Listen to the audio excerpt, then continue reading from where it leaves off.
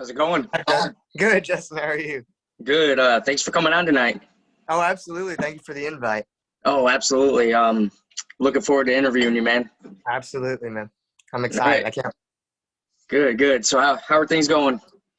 They're going good. I just got back to LA. I've been when COVID started, I ran away back to Texas just to be with family because I figured Right. if I'm locked in my house, I might as well get to spend some time with my family, which I don't ever really get to do because I'm out here and they're all back in Texas. So that's been Right. really good.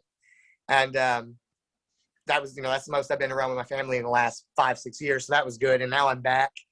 I just got back to LA last month, and things are starting to somewhat go back to normal. I got my team, my managers calling me saying, hey, we started getting some calls. So, whenever you feel comfortable to come back, head on back. Mhm. And man, I was dying to come back. I had cabin fever like crazy. I I was, bet. I couldn't do it because the town I'm from we have two stoplights, 1,800 people, and like one gas station. So Okay. like, I mean, it's normally boring there, but when even all of that stuff's closed, it's awful. It's even worse. Right. So that's where I was. So I was like, I was begging to get back to LA. I was ready to get back, and so I'm ready to get back in the swing of things and start kind of trying to get back into the rhythm and Hmm. see what we can do. So that's where we've been. Awesome. So So yeah, yeah, so luckily you missed the big snowstorm by a down week, there by a by a week. week. Wow. I literally left that Thursday, the Thursday before. Okay. So Yeah. yeah, My wife is from Texas, and her brother okay, still live down in San Antonio, and yeah, dude, it hit a lot of them hard. yeah, it was pretty bad. I had a lot of friends that they didn't have power for days. Yeah. Yeah, see, I'm originally from Tennessee, but I live in Michigan. All my family's from Michigan. Oh, okay, So big snowstorms aren't really that issue for us up here. right, But Texas, I mean, they don't get that kind of weather. And ever, yeah, ever, they it they never don't happens. know how to drive in it, don't know how to act, and it was crazy. And just everything that her brothers were going through, man, I couldn't imagine. It Yeah, sucks, it was awful. Yeah, right?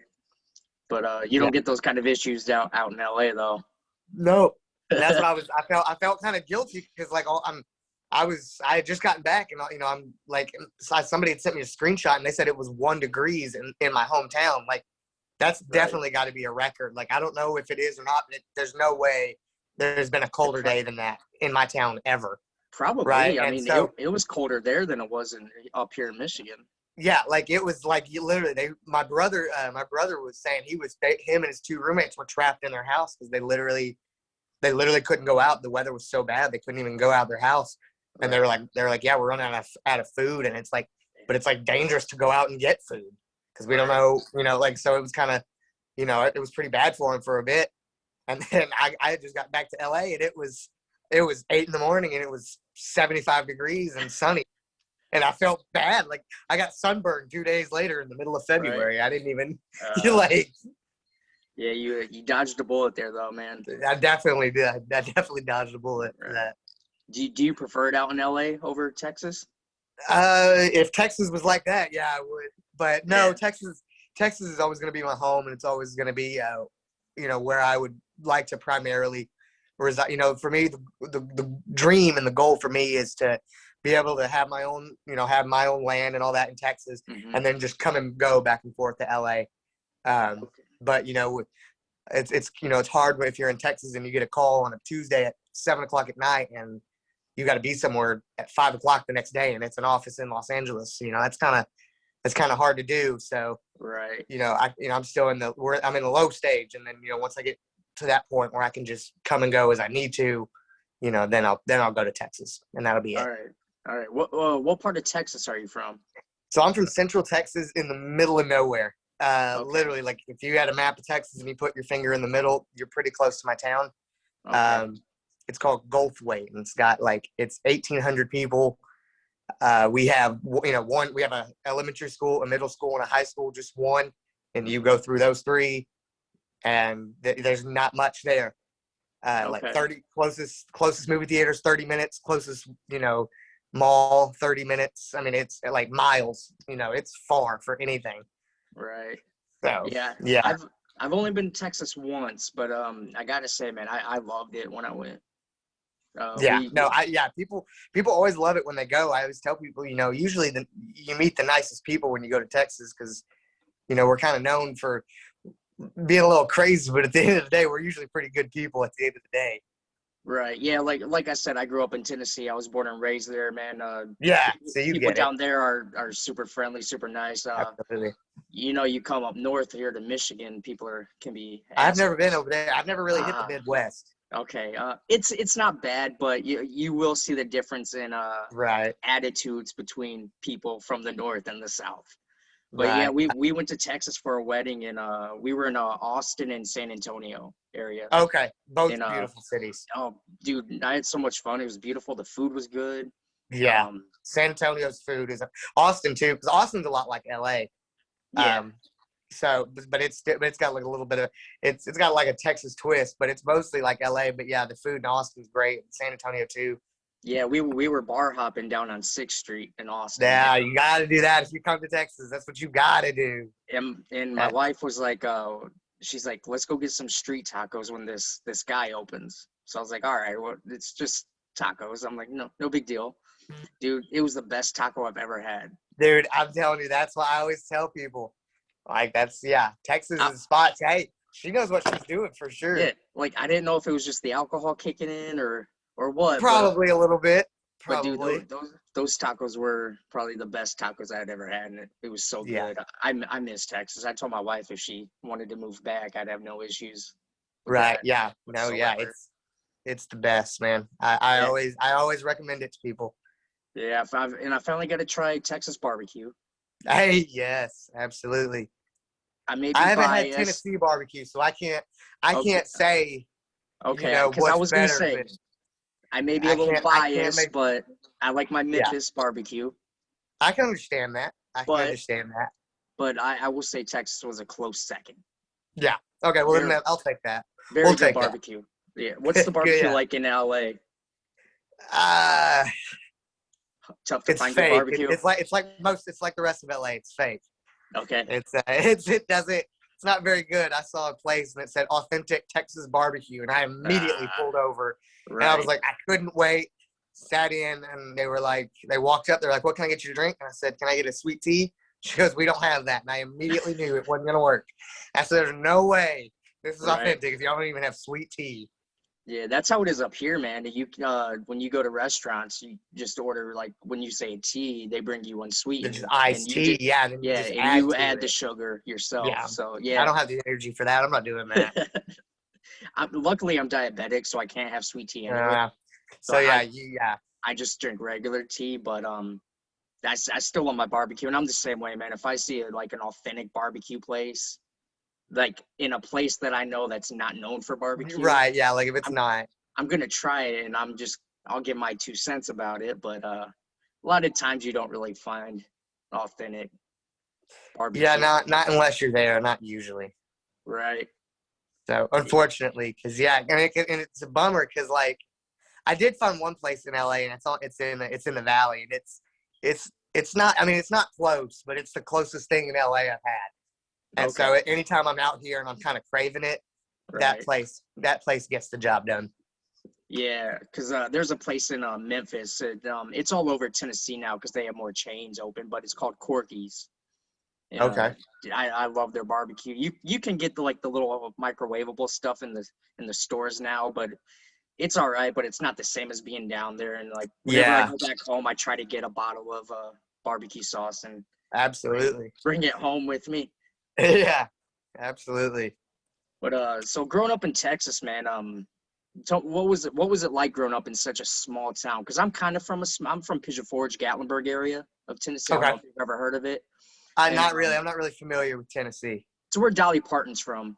Okay. Okay. Same city, Absolutely. same everything. So we're kind of smaller, but at the same time, we're a tourist area. So Oh, okay. if you're a local, it's a super small town. A lot of people Right. know almost everybody, but we're still kind of a bigger town at the same time because of all the tourists. But like you said, you came from a very small town in Texas. What what's that like growing up in such a small town? It's it's exactly. I always tell people if you've ever seen the show Friday Night Lights, it's literally exactly like how they depict it. I mean, on the show and in the movie is exactly like that. Um, my dad is a football coach and a history teacher. My mom is teaches the third and fourth grade. You know what I mean? Like, Hmm. like that's just what they did. My dad was my junior year history teacher, and he was my coach from eighth grade until I graduated. Like Okay. I was always it was there. You know what I mean? And so there's no privacy growing up in places like that. You know what Hmm. I mean? If any, like if when I'll never forget. I was like 16. I just got my license. I was driving too fast. I got pulled over, and I, luckily he let me go because he knew me and he was like, hey, I'll let you go because I know Right. you just turned 16, but I'm gonna let you go. But in the future, I'm not, you know. And I got home and I wasn't gonna say anything. I was like, I got away with it. I didn't get a Right. ticket. I'm okay. They knew about it before I even got home. Somebody had driven by while they pulled me over and took a picture and sent it Oh to my wow. parents. I was like, saw Jay, and so like I was no shot. I was not even kind of gonna get away with it. And Right. so like there was stuff like that, but at the same time, it's stuff like that, and there's not really much to do there. But at the same time, I could knock on anybody's door at any given day or night, and for whatever reason they would help me if I needed it. They're Okay. literally like they're all one giant family. Like it's really cool to see because like all the time growing when I was in high school, my best friend, like one of my best friends, his dad was great friends with my dad when they were in high school, and now we're great friends and we're still going to the same school. Hmm. There's pictures of my dad in the hallway because and there's pictures of my mom in the yearbooks and stuff like that. And people are like, "Oh yeah, when your mom was your age, she sat here." But so you get to see all that history, Right. So it's really you really get to appreciate that. But yeah, like there's not much to do. You kind of got to find ways to keep yourself entertained, Hmm. and it's definitely not a place that actors come out of. Absolutely, Right. like I'm the only one that does it like that. Um, Okay. it doesn't do that. It's just your typical Texas tiny town. If you're a good football player, then you're going to rule the world. If you're not, then it's going to be pretty hard for you in high school. It's just it is what it is. That's how it is. Right. I wouldn't take it back for anything though. Right. I loved it. No. Yeah, I can understand that. Like I love where I grew up and stuff like that. Absolutely. It because like like I said, for us locals down there, it is a smaller town for us just because we know everyone almost, and but we do get like all the tourists that come through. Right. But yeah, I miss it down there and I love it too. So I definitely get what you're saying Hmm. about that. So like like you said, you're a big sports guy, right? I think Absolutely. I seen some stuff with you. Did you played sports all your life or just through Yeah, high I school? played. No, I played. Like I said, my dad was a coach. Right. We were always at the field. We were always up at the office, hanging out in Hmm. the locker room and stuff like that. If we got the win on a Friday night and we were nice and we asked politely and Dad was in a good mood, we'd get to ride home on the bus with the team, and that was always a really cool thing that we got to do. Right. Um, so yeah, I immediately I think I started playing sports in kindergarten. I played Hmm. little dribblers and I played baseball and I did all that, and yeah, and I've been I watch sports like football. I don't even care if it's a blind team versus a deaf team. I would watch it. I don't even care. Right. Like it doesn't matter what level, how exciting. If it's football, I'll watch it. Basketball, I also like watching, but I prefer college because I think that's the best level of basketball there is. I I think it's agree. most fun to watch. They have Baseball's more pretty good. heart.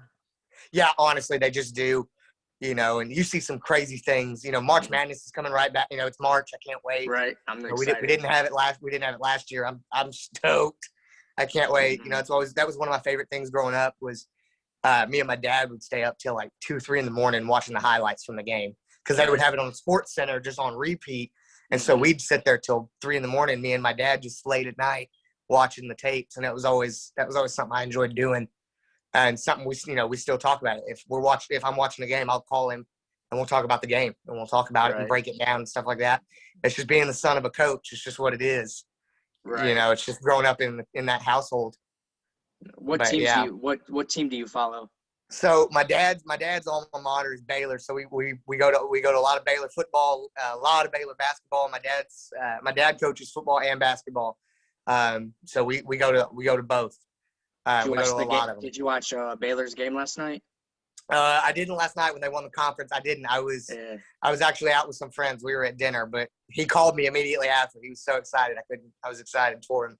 So I it was caught good the to see. overtime. I caught overtime because I was waiting for the Michigan Illinois game to come on, Oh yeah, and it went into overtime, so they were finishing it out, and they're finishing it. Baylor hung in there. They played tough. They they did. Number 3 in the country, so Yeah, not they too just bad. dropped their first. They just had their first loss. They hadn't played in a month because Right. they had to suspend their activities because of COVID. So Hmm. they haven't been playing. And then obviously, of course, first game back they had to play Kansas, and that's a Tough team game. you Yeah. really have to prepare for to play a team like that. You got to bring your A game to beat a team like that. Right. And and as expected, they didn't have it that night, but they showed that they're still a great team because they bounced right back and won the next night. So it was, so it was all good. But then for college football, college is the best, but Mhm. for college football, yeah, I also I think Oregon's also fun to watch. I think I liked them growing up because I always thought their uniforms, they always just looked the Right. best, man. Now everybody does it. It's not as cool, but back in those days when they were the only ones doing it, they were fun to watch, man. Yeah, they always had the So best uniforms. they do, and I liked the offense. I liked how exciting it was. They were scoring 70 points a game. That was fun to watch, and Right.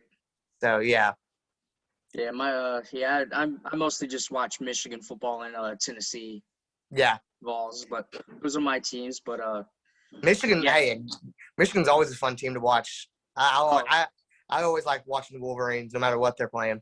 yeah, we've had a rocky couple past seasons, Yeah. but I think we're like every Michigan fan says we're gonna come back in and we'll have a Yeah, good year. Tennessee needs to yeah, rebuild their team too, though. yeah. They They're got a they're in bad. trouble right now. Yeah, it's rough. It's pretty rough to be a Tennessee fan these days. Right. But yeah, it's that's how teams go. Yeah, nobody rules forever. They just rule. Some just rule for a really long time. That's it. Right, but Michigan still is the most winningest college football team of all time in Oh, football. I don't doubt that So, at all. so we still got our record, so Yeah. we're No, hanging there. in there. No. Yeah. No. Michigan's always one of my fun teams to watch on Saturdays. Yeah, for For sure. sure. For sure. Biggest state. I've been to the Big House a couple of times, man. Being at this stadium is just unbelievable. That's definitely a stadium I'd love to see. It's It's the biggest stadium in college football. Oh, is that right? I Mhm. believe. I mean, it's And in Ann Arbor. I bet. Yeah. it's so much fun. Game days down there are fun. It's a good experience if you ever get the chance to experience No, a game in Ann absolutely. Arbor. I definitely recommend it. That's But definitely one of my teams that I definitely right, want to go see a game at home. I yeah. finally saw my first. I didn't. I finally saw my first Ole Miss game last year or Oh, really? 2019. Yeah, I Wow. saw my first. I saw my first Ole Miss game. I'd never. I had some friends that I met out here that were some Ole Miss alumni, and Okay. of course, we naturally became friends Right. over that. And yeah, they were like, "Well, we're gonna go back in September or October, and we're gonna go watch the games when they played A&M in Oxford." And they're like, "If you'd like to go, we could set it up, and it'd be great." And so I went and had the time of my life. It was like seeing the Grove, like how the Grove really is Hmm. insane because we have it in the movie, but we built just a little part of it, but it looks exactly like that. I couldn't believe it. I was Wow. amazed. It was super fun. I had the greatest time. And of course, they got beat. They didn't play very well, Wow. but it was still a great game. And I had the time of my life, and I can't wait to go back and watch more. Yeah, I'd love to go catch more college games. Absolutely. I've only been to Neyland Stadium in Tennessee and Knoxville, and then the Big House. So Yeah. I definitely want to check off some more teams. But yeah, A&M's a good team. My wife went to A&M, so My she. mom's in it. My mom went to A&M. Okay. My dad hates. Oh, he's the worst with it. Like we were not allowed to root for them growing up. It was just not something you did. Right. Yeah, So it was pretty my brutal. wife gives me shit every year when Texas A&M and Tennessee play. Oh yeah, I know. I don't doubt that at all. Yeah, but Absolutely. But I bought our son a little UT shirt so that he can wear. So Yeah, there you go. Yeah, oh yeah, no, they can't stand that orange. nope, but I love it. That's awesome. So I yeah, wish, man. yeah, that's Oh, awesome. go ahead. No, I was saying I wish they'd start playing again. Oh yeah, Those dude. two. Yeah, that would be nice to catch more of those games. That'd be some fun battles to watch for sure. Right. But like you mentioned earlier, like where you're from in Texas, a lot of actors don't come out of that area. How did you get your start? How did you get your start into acting and getting out of Texas and moving into acting in bigger roles? Well, well, you know, like I said, my household is a big sports household. But I was born with a heart condition that I had to have 4 open heart surgeries for. Oh wow. Yeah. Um, and so doctors were like, he's not going to be able to really do sports because this is going to be something that sticks with him forever. As long as he's alive, this is going to be something he has to deal with.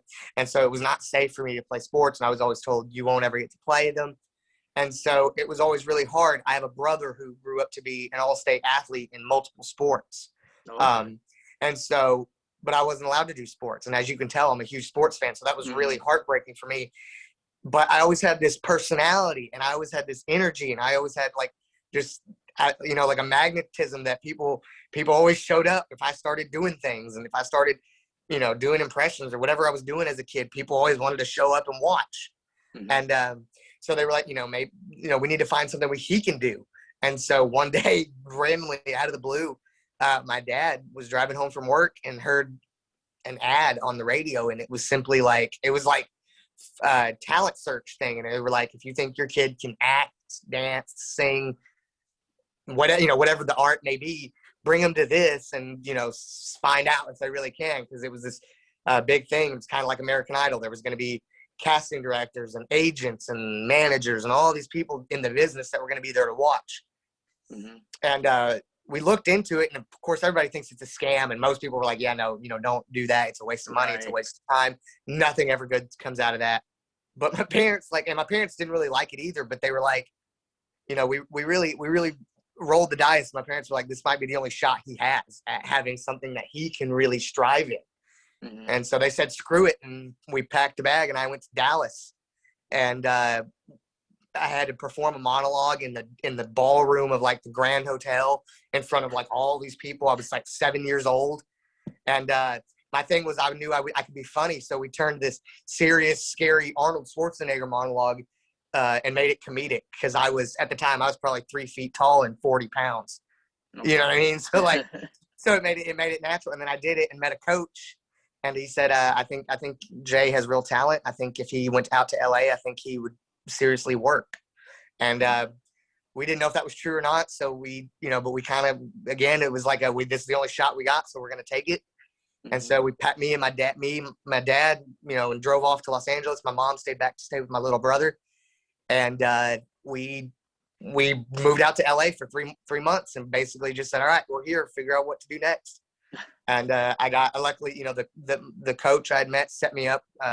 I'd met an agent, a manager, and they wanted to sign me. I started getting auditions, and then that away I went, and I started going. And the only thing I booked that whole year was I booked a 1 episode spot on How I Met Your Mother, and that was it. We had 3 months worth of work, and that was all we had to show for it was one line in one episode of a TV show. But it was the biggest thing in the world to us. Right. Because it was, it was on TV. I was there on the screen. It was a big deal. Got back to when it was going to be showing on the TV, it was a major deal. All my family came over. We ordered pizza. Like it was a big, like we couldn't believe it. It was this huge thing. And then I go out again the next year and I book a couple more things. I book an episode of Mad TV, mm-hmm. A Hallmark commercial. So I'm booking I'm booking things, but nothing really major. Right.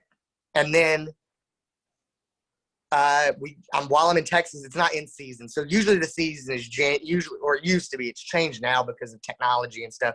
But back when I was a kid, when I was like 7 or 8, January through March was considered pilot season. And that was like that was when everybody, because that's when they cast all the TV shows that you see during the fall. Mm-hmm. So that was the time of year to be there. And then the rest of the time I would be back in Texas. So that's how we did it. And this went on for 3-4 years where we would go for those 3 months and then come back. And I would be homeschooled during those 3 months because since both my parents were school teachers, they were qualified to teach me at home. So I was, and let me tell you, homeschooling with your parents is awful. I would never wish that on anybody. It was 3 hours a day with my mom or my dad, and just a textbook, and that was it. It was awful. I would never wish that on anybody. I can imagine. So, say that again? I could imagine. It was not fun. I wouldn't want to do that. No, it was pretty rough. So we're going, and at one point I'm in Texas, and I get an audition for the show Friday Night Lights. And I've never even seen the show. My parents have never even seen the show. And they're like, my manager sends it to me, and they're like, well, it's not, the audition is not in LA. The show shoots in Austin, so the audition's in Austin. And so that was really cool. So I was like, we'd never seen that. So we drove to Austin and I auditioned, and I happened to book it. And it was a 3 or 4 episode little guest spot on Friday Night Lights. Which when I did that, I met Peter Berg, who directed it. Right. And then a year later, he comes down to make his new movie about a drunken superhero, and they need a little, they need a son, and Jason Bateman's son, and they need him, So I get a call, and they're like, we need you to audition for this movie. And so I do, and it's Hancock, and I end up booking it. And so I get to work with Pete again on Hancock, and that's where I get to meet Will Smith. So that was the first like holy crap, like that's insane, right? And I'll never forget when I met it. I met Will Smith the first time. I didn't know I was going to meet him. I showed up on the lot for like a meeting or a fitting or whatever I had to be there for. And it was me and my mom this time. My mom went with me. And so me and mom are sitting in this office, and we're talking to Pete. We're talking, the movie, this, we're thinking this, or whatever. And out of nowhere, I see somebody walk, I'm sitting right next to the door. Somebody walks in, and, I don't think anything about it. So I just kind of look up, and I, kind of go to wave, and there's standing Will Smith right in front of me. And I was just like, oh, wow. And he literally just had that big smile he gets, that you see on TV all the time. He just goes, hi, I'm Will. And I'd like jumped up, and I said, hi, I'm Jay. And my mom literally squealed in front of him. And I was so embarrassed. And I was so mad. And we had to talk about it for like an hour after it was over. I was like, great, Mom, that's your first impression to Will Smith forever, is that. Right. So that was a little embarrassing. What was it like working with Will? Will's he's just as he is on TV. Exactly how you see him on Fresh Prince. That's literally how he is. Like, I could sit in a room and talk to that guy for hours and never get bored, because he does. I don't know if that guy sleeps, but that guy, because he was always the first there, and he was I never left before. I never left after him ever. Okay. And he was always there when I got there. Granted, he was in it a lot more than me, but like there would be days we'd have 2 scenes and he'd still be there, because he would just sit there and just work. He'd sit there and study about whatever he's doing or something else, or something for his, business or whatever. Like, he was always doing something, and it was really fascinating to watch. But he always wanted to talk to you, no matter who you were. He didn't care if you were just some random guy. He wanted to talk to you. And like that, he was just like the warmest guy ever. Like, it's no secret why he's the guy, like why he's as successful as he is, because he's just that kind of guy. He's somebody you could, talk to forever.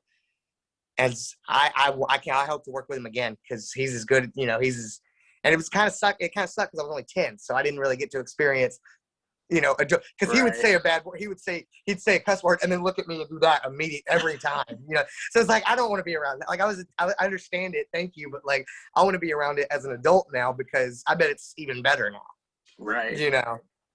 So that's cool to hear that, because I grew up watching Fresh Prince. So me too. Grew up a Will Smith fan. I love everything he does, and you always like to think that the people you're watching on TV and you grow up looking up to are like super nice, and because a lot of times that's not the case. I mean, right. I've heard of many stories of like people in Hollywood just being like complete douchebags, and I've heard it too. I've been lucky enough. I've never really dealt with anybody like that, but I've definitely heard many stories. Right. So that's cool to hear that Will is actually like a down to earth. Nothing. He's literally exactly how you see him on. He's exactly how you see him on Fresh Prince. Like the exact same way. Yeah, Like, that's not even a character. That's just who he is. yeah. I'd love to hang out with Will Smith. Yo, I would do anything to hang out with Will. I'd give him a call. He'll probably I remember might you. have to. I might just have to call him. Right. Well, if y'all get together, invite me. I'll come out to Absolutely. LA. Yeah, absolutely. We'll find But something. what was the set like on Hancock? Like working on set? How was everyone else too? Like Jason Bateman. Jason Jason is literally I want to be Jason Bateman more than anybody. Like, I want to be him so bad.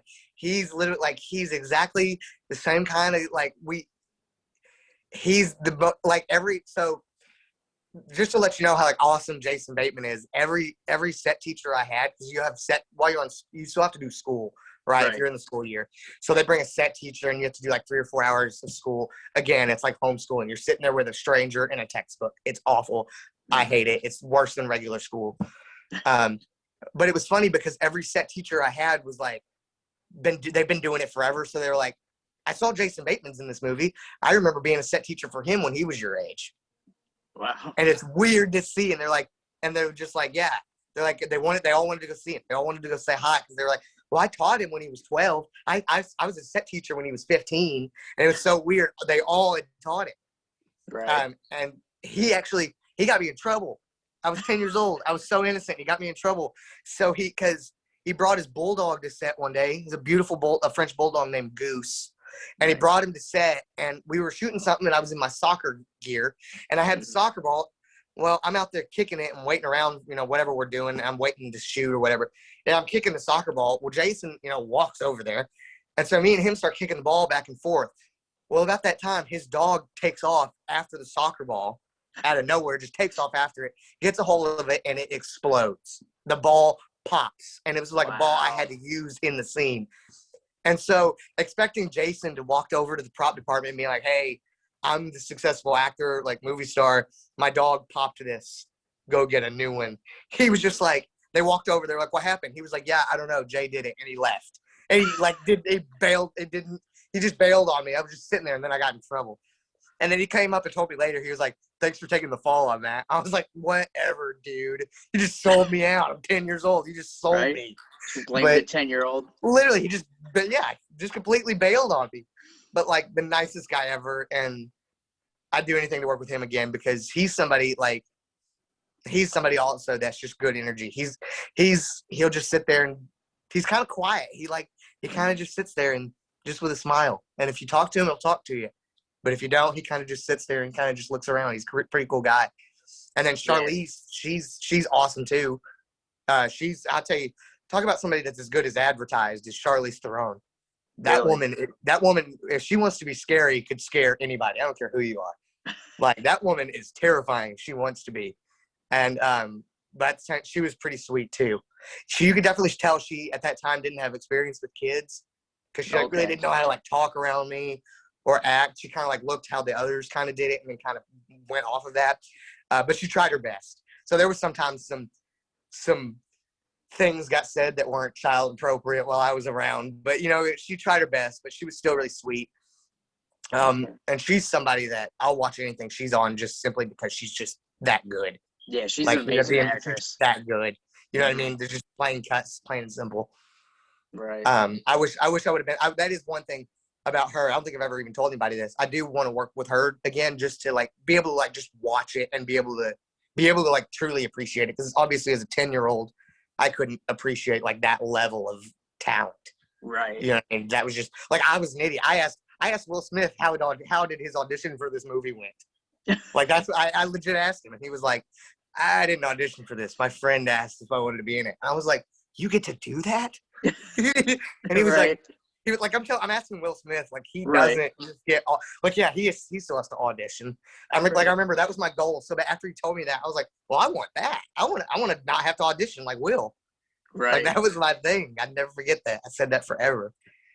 But they were like, I couldn't have asked for, being around and then getting to do a superhero movie for your first movie as a kid is like a dream come true. Like I always said it, like the only way it could have been better was like had I had powers and got to do that kind of stuff. That would have been the only way it would have been any better. Right. Because it was a blast shooting it. I got to shoot it in LA. It was blast, like time of my life. I got to, the funny thing is they actually filmed Step Brothers right next door to our, like, so we were using one warehouse for all of our special effects and stuff.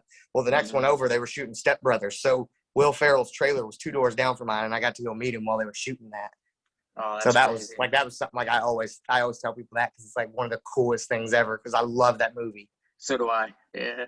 It's a great movie. I love that movie. Yeah, and be able to get, I mean, at such a young age, you're already in like a big major picture movie, and then on top of that, you're meeting all these big stars. Yeah. You know, it's got to be crazy for a 10-year-old, like at your age doing all that. It was pretty weird for sure. But I will say though, like at the same time, it was weird. But at the same time, I was so young. Like all kids think that whatever that is that they're going through is normal, because they don't, you know what I mean? Because they don't know how to compare that versus. So to me, it was normal. I was like, oh yeah, everybody does this. Right. And like, you know what I mean? And then it wasn't until I got like 15, 16 years old, like that's not true. Like that's insane. Like, because that's when I started getting experience and I started living life and started seeing things and going, oh, that's not. I was like doing some really cool stuff. People don't just do that casually. Like that stuff like is different. Right. And so that's when I started actually getting to appreciate it. But it was still pretty weird, because like I could see the way my parents reacted. So I knew it was weird, because my parents were like freaking out all the time. Right. But it was pretty cool. It was definitely something. It was definitely a cool experience. I got to do some really cool things, you know, at that time that I definitely would not have done otherwise. That were really cool, for sure. Yeah, dude. It sounds like fun. Like I said, you gotta meet such great talent at such a young age, and like and those are people that you can look up to see how they work and like their process behind being an actor or an actress, and just kind of seeing how the game is played, you know. Yeah, it was really cool. Like I'll never forget it as long as I live. Day one, we were shooting. Jason Bateman pulled up in a Porsche, and I'd never seen a sports car before. You know, not like that. Obviously, It was a brand new Porsche. It was all black, and I'll never forget it as long as I live. I was like, that's the coolest thing I've ever seen. Right. And he just casually got out of it and went to work, and I was like, that. I was like, I want that. I want to do that. Right. Like, you know what I mean? Like I was like, that's the coolest thing ever. Like even at that age, I could appreciate that. Pulling up in a cool car, anybody can appreciate that. Like, but that was something really cool. But yeah, looking back at it now, I'm like, dang, like that was like a lot of times it feels like a different life. Oh, you know, sometimes because it was, you know, it was when I was a kid. Mm-hmm. You know, sometimes it's pretty hard to believe that it was only like, you know, in the long term, it was not really that long ago when I was doing all that. So it's pretty insane. Especially when you're looking back and start, you know, diving deep mentally into it. Right. All the cool stuff I got to do. Definitely blessed for that. Definitely excited for that. Nice. And happy for that, for sure. Yeah, I can imagine. I do want to touch back on Friday Night Lights real quick, just because that was one of my favorite shows to watch. I love Friday Night Lights. It's one of my go-to shows that I'll put on for background noise, just because I've watched it so much.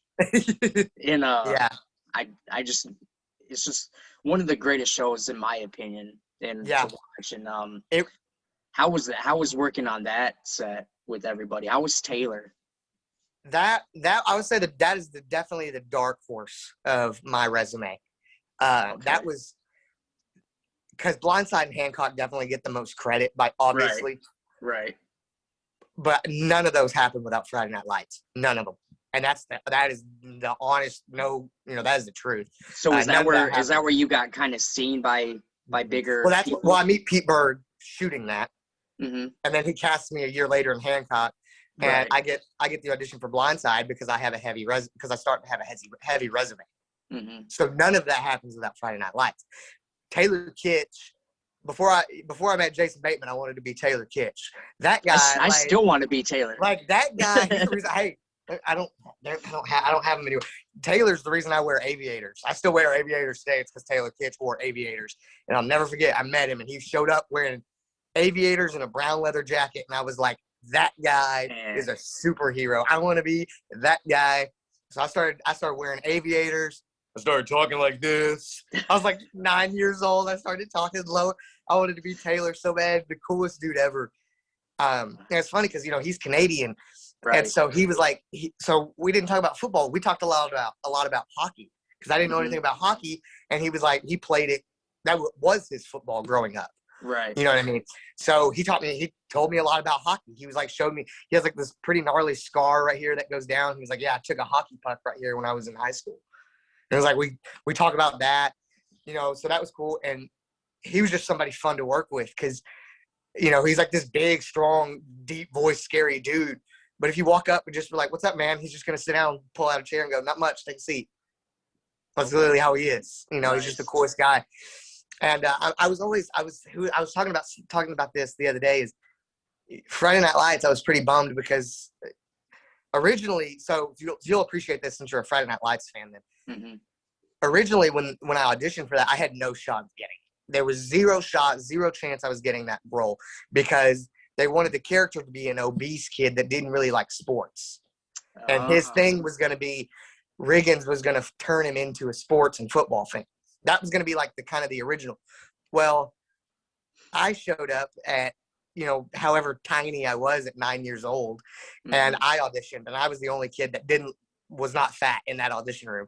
And I went in there and I auditioned, and they were like, do you know anything about football? And I was like, oh yeah. And I just went off. I just started talking about football and didn't stop. And then they were like, they basically told all those other kids go home, and they rewrote the character to me. And that was it. And then because they were like, we actually like it that he's already obsessed with it, because that's actually kind of funny. And so that's what they switched it to. They switched it to this character that was obsessed with football, that was tiny and easy to pick on. And so I booked it, and I got to do it. And I was always bummed because, I came in the last little bit of season 1, and then I came back in season 2 and filmed a couple of scenes for like the first 2 episodes of season 2. And then they cut me out of both of them, and I never came back, and that was it. And I was always bummed because I still watched it because I liked the show. Me and my mom always watched it. And I was always mad. I was mad when I was watching the last episode, and they were kind of like going back and seeing everything from the beginning. And I was like, why didn't I get like a call to be like, I was like, you don't even have to give me a line, but I wish it would have been cool had I pulled up in front of Riggins' house and like pulled out. And I was at that time I was in high school wearing my own 33 jersey for a new school. Right. You know what I mean? I always thought something like that would have been cool. Nobody has the same thing, and only true Friday Night Lights fans would get it. Right. But it would be like the ones that got it would be like, damn. You know what I mean? And it never happened, and that was always a bummer. But that was definitely a cool experience because I've never shot. Besides that, I've never shot in Texas. I literally was shooting and then going back to home after I was done shooting because it was so that was definitely an experience of a lifetime. And it was about football, and of course I was obsessed with that. So I was always cool to watch that. When they were always shooting those parts. Right. But yeah, for sure. Yeah, that sucks. They didn't bring you back for season 2, or at least air your because you said you actually came back for season 2, but they didn't. I did. Yeah, I filmed. Right? Yeah, I filmed scenes in season 2, and then they just cut them. Oh, that sucks. So I mean, I don't. Yeah, but that's that's part of the business. Right. It's not personal. It's business. It is what it is. Right. And even if you are 9, it's just what it is what it is. Right. You still got your time on there, so I still got my time, and I still got the experience. I still got the memories, and I get people that come up to me and talk to me more about that than just as much as they do everything else. Right. So that's really cool. I really appreciate that because I was only on it 4 episodes. So right. Yeah, that's cool to see that in only 4 short episodes that I was able to make that kind of an impact on people. Yeah. So I really like that. I really appreciate that, and I'm happy for that.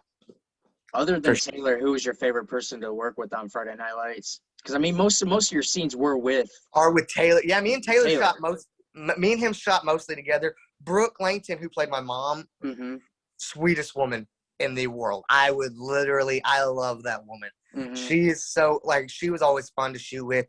And me and her always, because she had a son that was about my age. And so we were always going and doing things off of set because she was always taking her son to go do this. And he was only like 2 years younger than me. So she was always saying, hey, I'm taking my son to this. Would you like to go with? And so, yeah, of course I would. So we would always go and do things, we'd go to movies, we'd go to the zoo. And so we actually got to like hang out, offset. And so I think that's why we were actually, able to be really good on screen. Right. But she was really fun to work with. Other than that, I didn't really work with many people. Those are kind of the big two that I worked with. Right. But I got to meet, I met everybody. Kyle Chandler's the coolest guy in the world. He's actually kind of strange because, he's horrifying on screen, but in real life, he's the funniest guy in the world. Really? Like he's hilarious. Like, yeah, like I sat there and talked to him and laughed the entire time. Like, but then, you see him on TV and you're like, nah, I'm not messing with that guy. Right. You know what I mean? Like he's the nicest guy ever. Minka Kelly, sweetheart, love her to death. I ran into her a couple of years ago at LAX in LA at the airport, and she didn't recognize me at all. And I was like, oh, it's me. And then it clicked, and it was the coolest thing. So that was really cool, getting to meet her. Connie Britton, I didn't really talk to her, but she's ridiculously talented. Right. And anything she does, she's ridiculous. She's so good. She's so fun to watch. She's got a real talent for sure.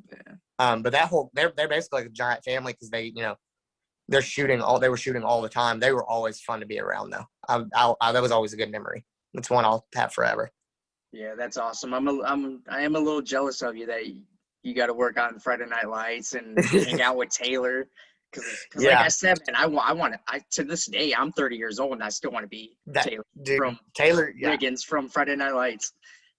Yeah, no, he's definitely, if there's definitely somebody you could try to be like, minus some things, he's the guy to strive to go after. Right. You know what I mean? Is Riggins. Right. But, but yeah, Taylor's a pretty good guy. And he's somebody I haven't talked to since, but, I look forward to the day to see him again. Because I know that day's coming. That's gonna be a fun day, right? For sure.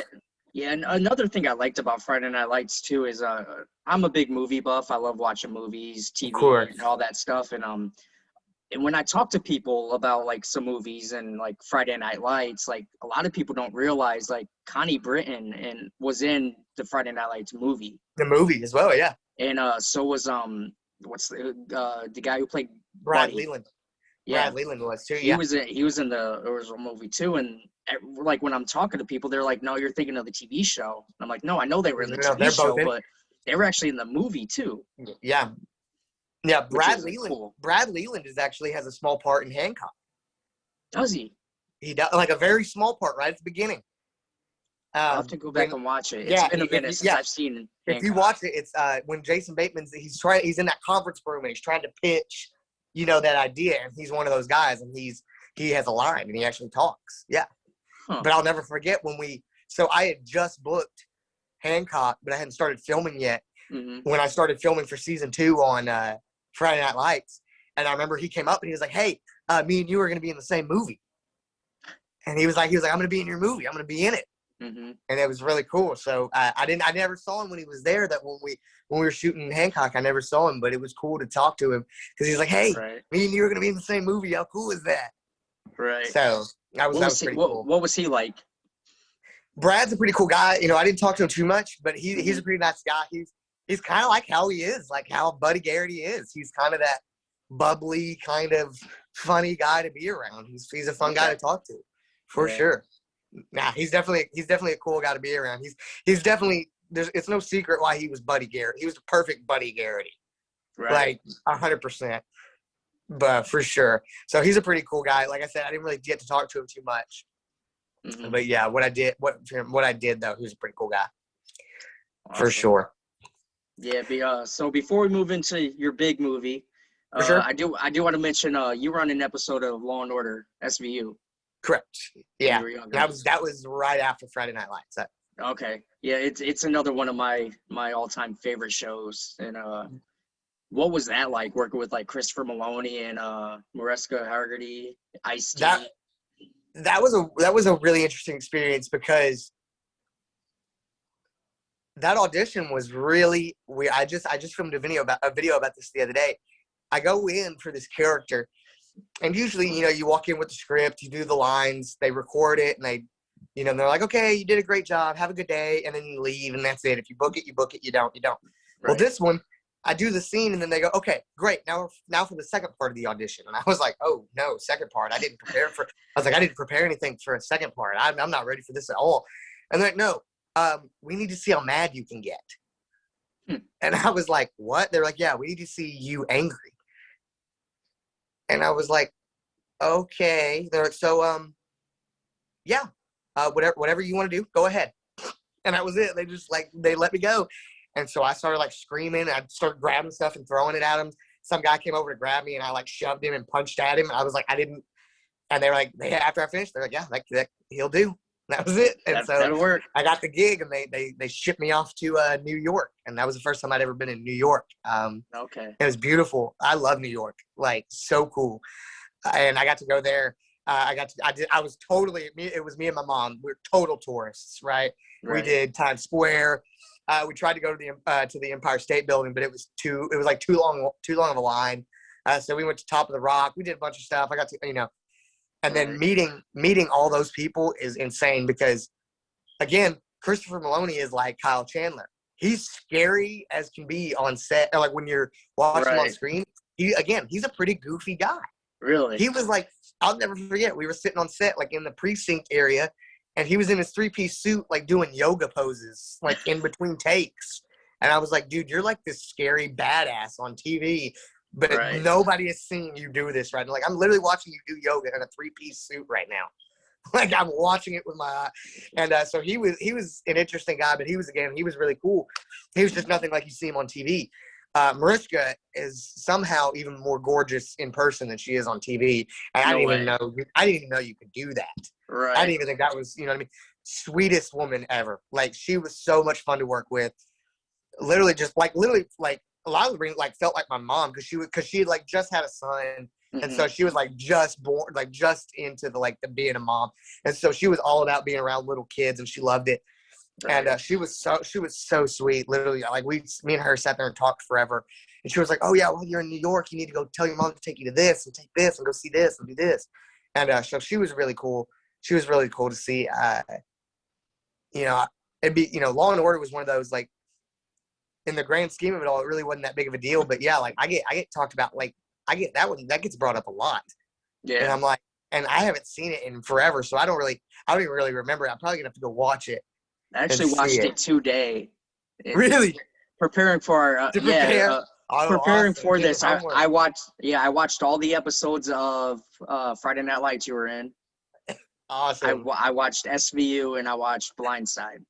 Oh, that's awesome. I love that. Yeah. No, that's great. Yeah. Just to prepare for everything. Just to prep. Hey man. I do that for every episode though with people. Absolutely. No, absolutely. You got to be ready. But that was a really cool experience. Ice-T was interesting because like I met him just kind of like for the sheer because I was supposed to, and he ended up being a pretty cool guy. Like that was the thing. Yeah. Like, I went around to meet everybody, but he ended up being really cool. But I didn't have any scenes with him, so I didn't get to work with him, unfortunately. Luke Perry was in that episode, and at 11 years old, I really wasn't able to grasp who he was, and it wasn't until I was a little bit older that I was like, oh damn, like that guy, he's kind of like legit. He was a really cool guy, really fun guy to work with. He's really talented as well. Like there's a reason he's been around this long as well. Because he's insanely talented as well. Julie Bowen was great as well. I remember I saw her, right after that she did Modern Family. Like immediately after. That's right, yeah. Yeah, it was immediately after that. Like, as I never forget, I saw Modern Family for the first time, and I was like, oh my gosh, I was like, that's Julie. And then Modern, that's all. I'm so glad for her. That blew up because she was so nice, and she was really good too. She was the first person I ever watched like prepare to cry on set because I'd never seen that before. I'd never seen somebody do that. Oh yeah. And so we were doing a scene where she had to like freak out or something, and like watching her do that over and over again was insane. I was like, I've never seen that before. And like I definitely could appreciate like how she was able to do that. I was like, that would be exhausting because like I was tired and all I was doing was screaming and flipping benches. I couldn't imagine like she was screaming and trying to fight people and stuff. I couldn't imagine how exhausted she was, and she was tears. I was impressed. Right. It's got to take a lot on you. Yeah, it does for sure. But that was the first time ever seeing that, so that was really cool to see. The Law and Order was a really cool experience. That'd been, getting to join the long list of people that have been on that show. was definitely an, because you go back and you look, a lot of people have been on that show throughout history, and it's still going. Mhm. Yeah, it's So being such an able to join, iconic show. being able to join that club is definitely an experience that was a dream come true. Right. Obviously, say none the least. Obviously. Right. Yeah, I was sad to see Christopher Maloney's character go, That but was I it was a remember when that happened. shocker. But they're Yeah, bringing him back though on a spinoff. He's getting his yeah. own show. He needs one. He's such a good character. He Well, really is. they are bringing back Stabler. Yeah. I want to say it was like it's Law and Order, but like true crimes or like Oh, okay. I think it's gang related or something like gang unit related or something like that. Okay. So it is. So like I'm glad they're bringing his character back. And Yeah, no, he needs to be. I remember when I heard he was leaving, I was like, how is that? Like, how's that even going to work? He's one of the main characters. right. Like, but yeah, they made it work. But yeah, it never really was the same show to me after he was gone. Right. Even though Mariska's still killing it. Right. If I remember correctly, they both almost walked.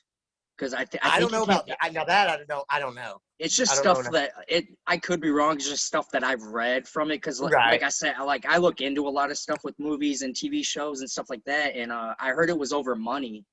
And they both threatened to walk. And probably. Christopher Maloney stuck to his guns and Mariska caved, they said. But I could be wrong. I don't know for a fact. It's just something I read.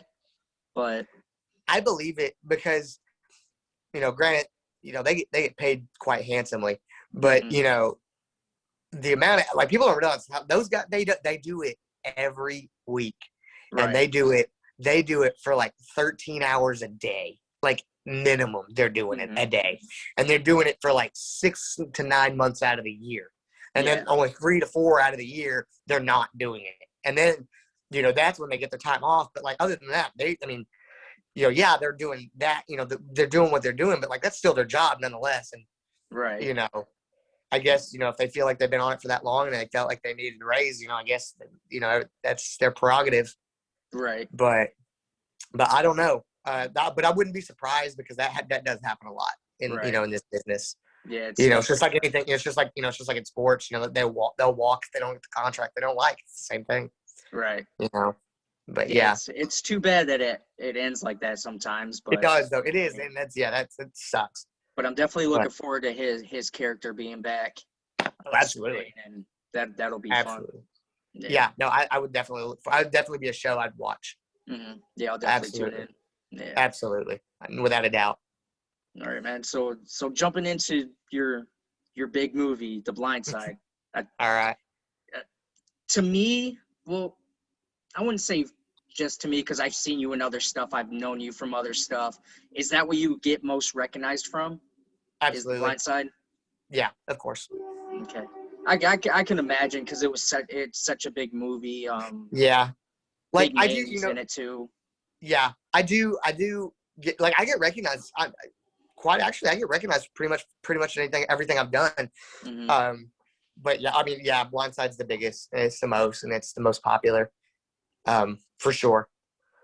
Where did y'all actually film that movie? We filmed it in Atlanta, but of course it took place in Memphis. I get that question. Yeah, people ask that a lot. Yeah, we shot in Atlanta. A lot of things shoot in Atlanta. But no, we didn't actually go to Memphis for that. Yeah, that's too bad. Yeah, I know. I've never been to Tennessee. I really want to go. But getting to shoot in Atlanta is pretty cool because at that time I'd never been, and Atlanta is a beautiful city, and I would love to go back and shoot there again because that place is awesome. Yeah, I've been down to Atlanta a couple times. Yeah, it's awesome. Yeah, it's a fun town, but definitely go to Tennessee if you ever get the chance. It's definitely on the time list for sure. I could be biased, but no, I love it. I want to go just to say I've gone and just say I've been, and just experience that for sure. Yeah, Memphis, parts of Memphis is beautiful. It depends on where you go because parts of Memphis are really bad. Like it plays off in the movie too. Right. Like parts of it. Nashville's fun though.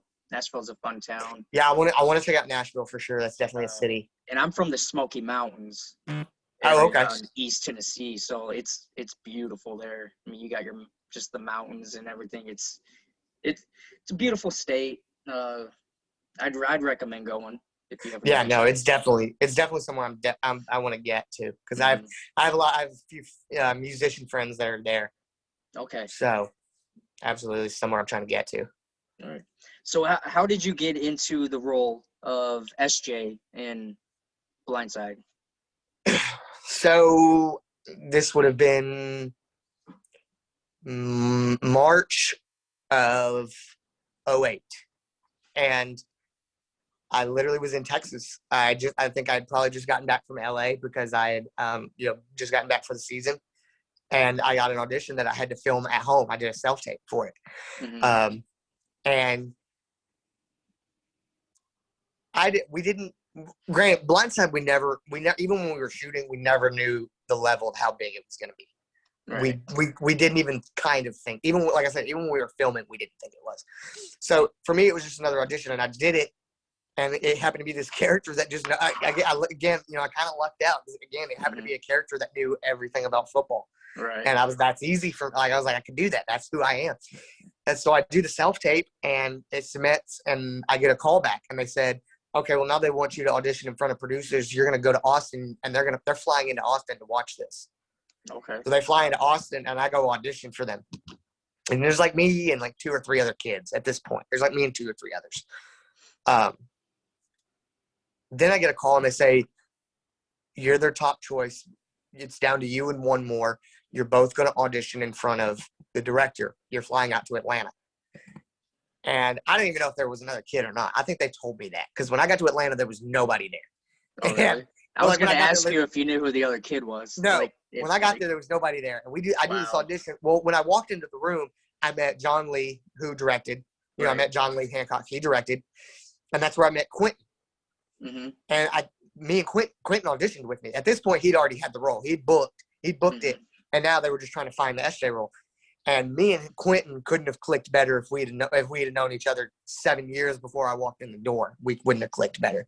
Okay. I mean, we just happened to. I mean, just instantly, we were just good. Mm-hmm. You know what I mean? We were good. We could laugh at each other. We could talk with each other. Just literally how they wanted us to look. And I flew back. That was on a Wednesday. I flew back Thursday, and I'll never forget. I was home back in Texas for 20 minutes, and I get a call from my manager. Hey, you booked it. You have the role in Blindside, but you need to be ready because you're leaving Sunday. You're going to be gone for 4 months. Wow. And it's Thursday, and they're like, you need to be gone. So in 3 days, I need you to prepare to be gone for 4 months. Mm-hmm. And so literally, it's the middle of the school year, so we scrambled, got everything ready, and I flew out to Atlanta on Easter Sunday that year and started shooting. Wow, that's crazy. Yeah. And it was literally insane. Like, cause I wasn't home I didn't even unpack my bag.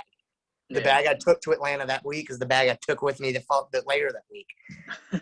So literally I had to make back-to-back trips to Atlanta, to Atlanta and Texas. And that's how I got it. And, right. I always thought the character was going to be like, when I was like auditioning, I always thought the character was like the boy version of Hayden Panettiere's character from Remember the Titans. You're right. That's who I pictured it as. Okay. I was like, this is the guy version of that. Right. In 2009, not 1975 or whatever, exactly. You know what I mean? Yeah. So that's kind of the way I did it. Was like, this obsessed, loud, crazy kid. And so that's the way I did it, and it worked. I can see it now that you mentioned that. Yeah, that was kind of the idea that because that's who I was like. I feel like if she was a guy, that's who this character is. Right. And so when we were doing the montage, we're doing all the training stuff. That's literally how I was doing it. It was exactly how I saw her doing it. It was like, I was trying to think, this is how it was. Right. And it ended up working like that. You know what I mean? It ended up being good. Right. Which was awesome, and it really worked. And that was definitely an experience because it took us 3.5 or 4 months to shoot, and I finished in June. They wanted the movie to release in November. Wow, that soon? Which that doesn't happen. Right. That's like it's at least a year usually. Right. Oh, sometimes even 2 or 3, but never within 6 months. Ever. Yeah, it's a quick turnaround. 6-7 months. Yeah. Like we were literally filming them stuff, and they were we were filming, sending it, and they were editing it, and then we were filming and then sending it, and they were editing things from the day before. Wow. Like they were editing while we were shooting. Like I don't know how they got it done that quickly. Yeah, I don't know. Well, I'm like they wanted to push it. I feel like because he was getting drafted. He had just gotten drafted that April. You know what I mean? Yeah. And then November is right around the holidays, so it just those two, they just lined up so well. And I genuinely don't think the movie has that big a success if we don't release it like that. He'd already had it. Like I remember I was sitting at dinner one night, like while we were filming, and I was sitting at dinner one night, and it was like right after he'd been drafted, and they were talking about they're filming a movie about this book right now. And I remember thinking that was so weird. They're talking about this movie that we're shooting, and I'm literally, it was so weird. That was like one of my first, like, what? Because I saw the outside world talking about it. Right. And so that was when it was kind of weird. But yeah, so I think that's why they pushed it like that, and I think that's why we rushed it. But it ended up working out, and so it was really cool. Got to go back to New York for the premiere, which was a dream come true. Got to take my entire family, and yeah, and that's when things started. That's when things changed and things started, getting crazy. Yeah, for sure. I can imagine. Now, did you actually get to meet the Toolies? So I met everybody except Michael, because Michael never came to set because he didn't want to remember that part of his past, which I can understandable. I respect that. So I never met him, but everybody else. And let me tell you right now, Sandra Bullock nailed it. Let me tell you right now, on the money, like the exact same human being is how Leanne Toohey is. That is the craziest, sweetest, awesomest woman ever. Is Leanne Toohey. Really? Like. So cool. Like, I would never mess with that woman. That woman would kill somebody, I feel like. But at the same time, I would travel anywhere with her because she's so cool. But she has like that magnetism. You just like want to just walk up and hug her. She's just so sweet. Okay. SJ was pretty cool. A lot of people don't know is in the football scene, when we're all sitting in the stands, and I think it's like there's a shot of us like where it kind of like pans on and zooms into us right before they snap the ball and he drives the guy and throws him. And if you look, I think it's either one person or two people down from Tim during that shot. The real SJ is sitting right over here. Oh, really? Yeah, they threw him in there as like a little. They were so originally he was sitting right next to me, and they were like, "No, that might be too obvious." So they made him move, and they moved him down at the edge. Okay. So there's a little fun fact Easter egg for you next time. Yeah, if you ever see it, I'll have to go back and look now. I think it's it's like down here. He's sitting at the end. That's awesome. There you go. Yeah. So I think he's wearing like a green or red jacket, or like a windbreaker. I couldn't even think of a windbreaker. So there you go. So there you go. Fun fact for you. Nice. So I don't think they threw any of the other family members in there because he just happened to be there that night. I met him that night, and then they're like, "Well, you just want to take a seat right here and sit with him?" So we were like, and he was like, "Yeah, sure, I guess." So he sat with us, and that was it. So did he give you any pointers about like himself on how to? I met him halfway through shooting. Okay. So you were already into it. Yeah, I was. Yeah, we were halfway done by the time I'd met him. So okay. I think they weren't too worried about him because they figured most 8-year-olds, 9-year-olds are pretty much universal. You know what I mean? As far as like how they act. And so that I assume, you know what I mean? So like, as long as we got some crazy kid that knows what he's doing, he might be okay. Right. Yeah, he might survive it. He'll be good. So that's what, yeah. Okay. So that was pretty cool. I would look forward to like actually having, because that would have been actually cool to have to do, to ask, like have to study somebody. That'd be a really cool experience. Because watching Sandra do it was like really fascinating. Because she actually she wore a wig in that wasn't her real hair, and she was serious. Like anytime that wig was on,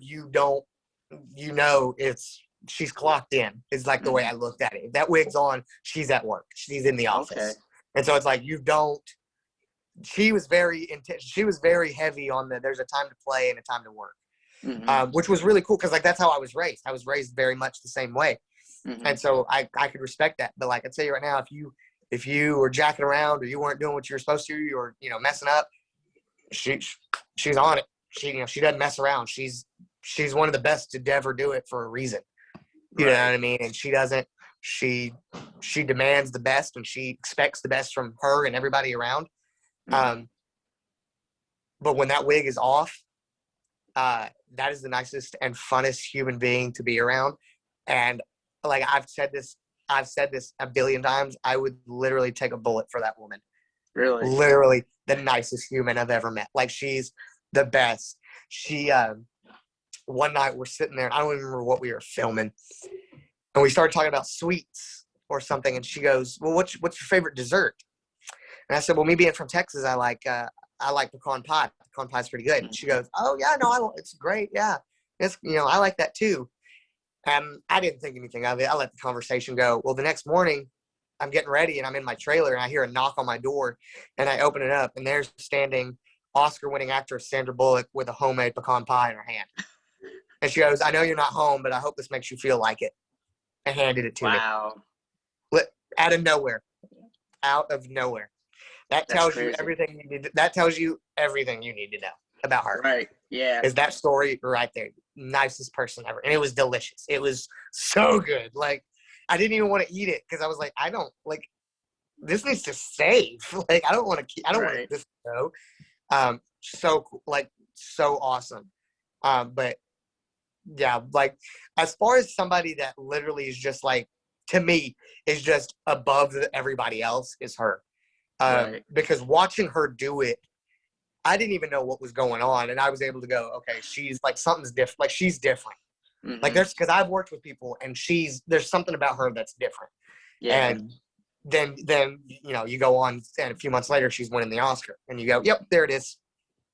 You know what I mean, just Sandra Bullock alone, like, her resume and film is crazy. And it's insane.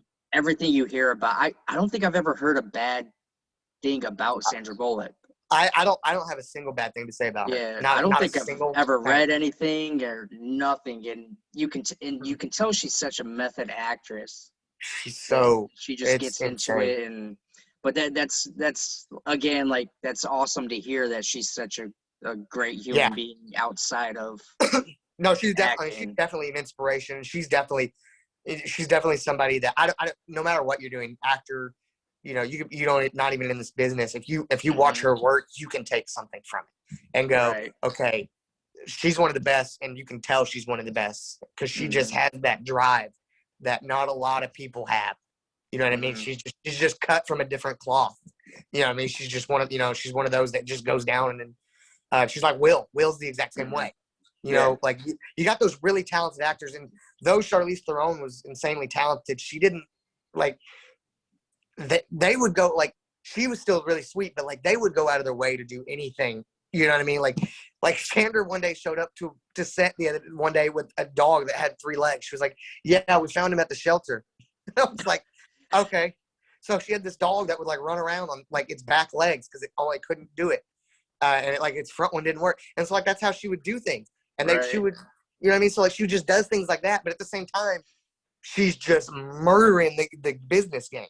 Right. Like, they do all that, and so they're the whole complete package. They don't just strive on screen; they kill it off as well. And that's why I was like, "Dang, that's impressive to watch." And that's just something, getting to see that in person is like, you couldn't pay to have that level of, to be able to get that close to it. Right. You know what I mean? It's awesome, and I can't believe that I got to do it. Yeah, it doesn't even feel real a lot of the times. Yeah. What was Tim McGraw like? I'm a huge Tim McGraw fan. Love his music. Talk about somebody you want to be, because that guy's got swag. I bet. Swag that guy's got. Coolest guy, man. Not many 12-year-olds get a free Tim McGraw concert. He showed up every day with a guitar in his hand. Every day. Oh man. Every day. And we'd be sitting there for hours. He'd just sit in a chair and just start riffing that thing. And just for no reason at all. Just start playing it. And when we rap, I don't have it. Dang it. When we rapped, he gave me a guitar, and that he had signed, and it was like it was for kids, and he wrote on there, and it was really a really cool message. And he told me, he said, "You ever learn to play this thing? You let me know. I'll let you come on stage. You can play it with me." And really? For whatever reason, I never learned how to play the damn thing. Why not? I don't. Yeah, right. So that's my thing when quarantine started. I started learning playing it. So Okay. I'm definitely gonna at some point hit him up and I'm gonna be like, hey, you told me that. I'm taking you up on it. Oh, I would. So Yeah. so I'm going up on that stage. Me and you are playing guitar together at some point. It is happening. So I look forward to that day. That'll be a fun Right. day. That would be fun. But But yeah, he's pretty good, and he's definitely underrated as an actor. You know, I because believe so. you can give him all the credit in the world as a musician. Obviously, he's proven that he's he's damn good. But as an actor, he's pretty impressive too. Right. Because he's easy to work with. He's another guy that you could just sit there and have a conversation with. And we did a lot of the times. We'd sit there at lunch, and I got to go on his tour. I got to see on his tour bus and everything. I got to see all that. Nice. So that was pretty cool. Getting to see all that and getting to work with him is definitely fun. I got to meet his wife and I got to meet his daughters. They were all so sweet. Okay. Again, dream come true to get to work with somebody like that. But I love Tim. Tim, Yeah. he was actually pretty cool because he would actually tell me stories about his, growing up, a lot of stuff that I didn't know. He kind of grew up pretty rough. And so it's kind of cool to actually hear him talk about it. Right. And then as I got older, I was able to kind of look back and think about those things that he was telling me, and take some. I was actually able to take things from that and kind of, so in a way, he kind of did give me some like fatherly advice as we were shooting that. So that was really cool because I've never really gotten that from anybody else. So getting that from Tim is definitely something that I really enjoyed and I really cherished. Right. Yeah. It's definitely someone that you'd want to get those lessons from. Yeah. Because Know? he's a guy you want to be. He's the type of guy that men should strive to be like. And not super nice guy. Always, he's one of the first to show up, one of the last to leave. Again, he's just one of those guys. Just one of those greats. And he's super fun to be around. He's a guy now that I'm older, I'd love to go have a drink with and sit with and talk with. Right. Yeah. That'd for be sure. amazing. You know what I mean? Yeah. Yeah. I would love to do that. Yeah, if I was you, I'd definitely hit him up and just be like, "Hey, yeah, let's go grab a beer. Let's grab a beer and have some guitar lessons." Right. But so I looking into like all your films and stuff. I noticed that you took a break kind of after the Blindside. Why was that? Because I can only assume like more roles were coming your way. Right. Oh, absolutely. So this is where we kind of get into some dark years for me, because as you could probably imagine, life changed damn near overnight for me. Right. As you could probably guess, that movie comes out. I'm no longer just a 7th grader in Texas. It's everywhere we go, everything we do. It is a swarm. I mean, a mob of people everywhere. I mean, if we're just going to grab dinner, it becomes a mission. You know what I mean? And it's, and at that time, at age 13, I couldn't appreciate that. You know what I mean? To me, it was leave me alone. I'm at the movies with my friends. You know what I mean? Like, let me be at the movie with my friends. Okay. And I couldn't do things like that. You know what I mean? And I didn't like that. And I didn't like, because I started kind of getting mean, and I didn't like that because I'm not like that. I wasn't raised like that. I was raised to be respectful and humble, and that's how I try to be. That's who I strive to be like. But it got really hard. I'd go to like a Texas Ranger baseball game, and by the 3rd inning, I'd get recognized, and I never saw another pitch because I didn't get to sit back down. And it sounds like I'm, feeling sorry for myself. I promise you I'm not, but like, I'm just trying to show you, like, in my eyes, as a 13-year-old that just wanted to do normal 13-year-old stuff, that's not what I wanted. Right. You know what I mean? I wanted to play the sports. I wanted to go to school. I wanted to have a girlfriend. I wanted to do all those things that you do in junior high, right?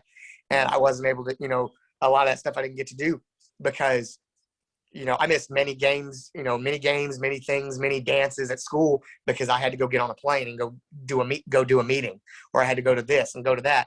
And for a lot of people, that sounds like a dream come true. And don't get me wrong, those are experiences I would never trade for anything, and I loved every second of it. But I always knew, like, I feel like I'm gonna be doing that when I'm an adult. While I'm a kid, I want to be a kid, right? Because you only get so many years to be a kid. Exactly. And then you're an adult. And I was like, why am I having to, like, I was getting phone calls talking about contracts. I'm like, I'm 12. What am I talking about contracts for?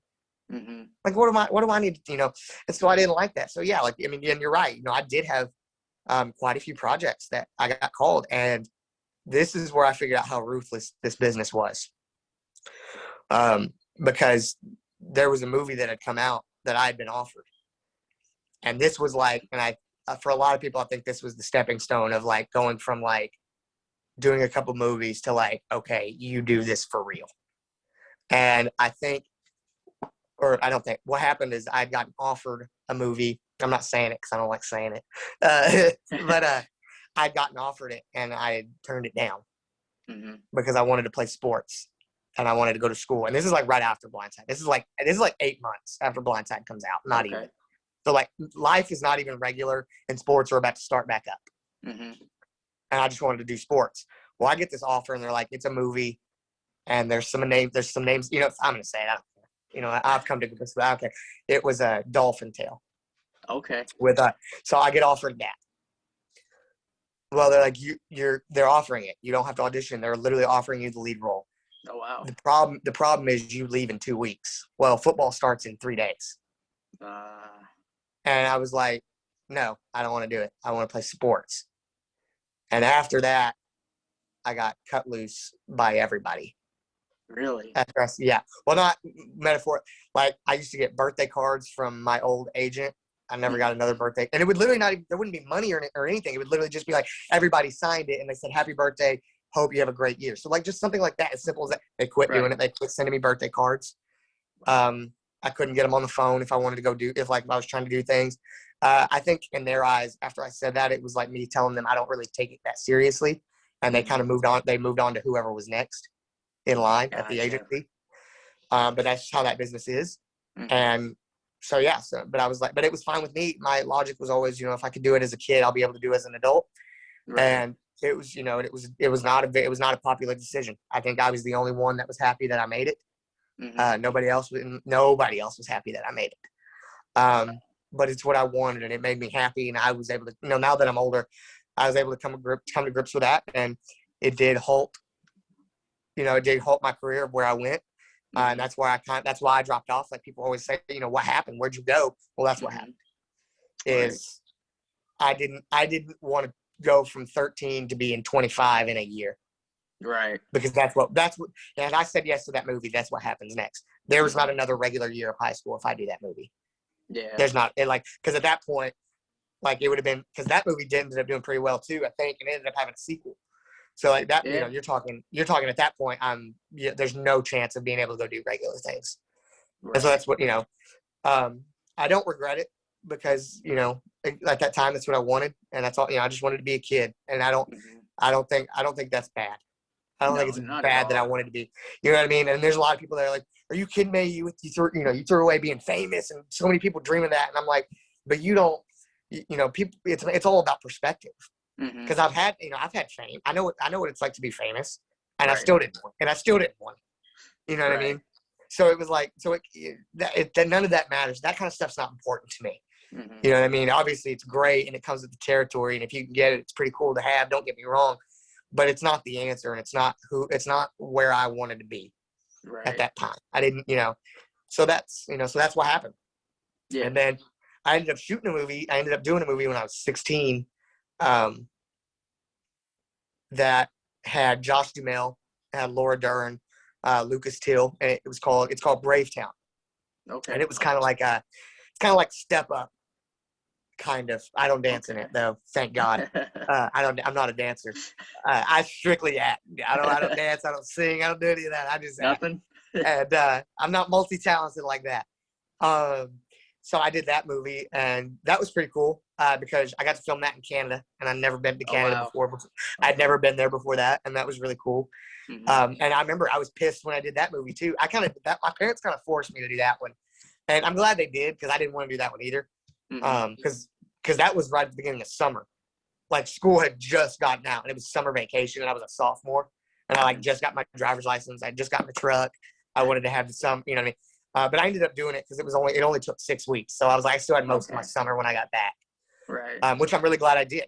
And it ended up being a really good experience that I got to be in. And I didn't get to meet Josh Duhamel, which kind of pissed me off because he's like really cool and he's a badass to watch on screen too. Right. So, but that was a cool experience.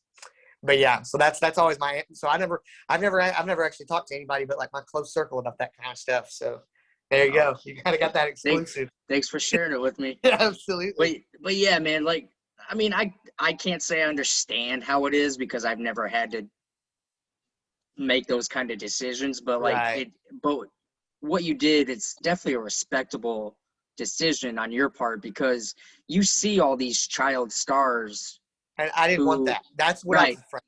like they become big as child stars.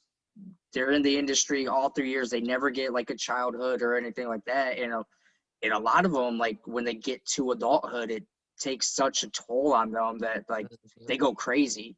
Like there's Yeah, many child stars who are like crazy now from yeah.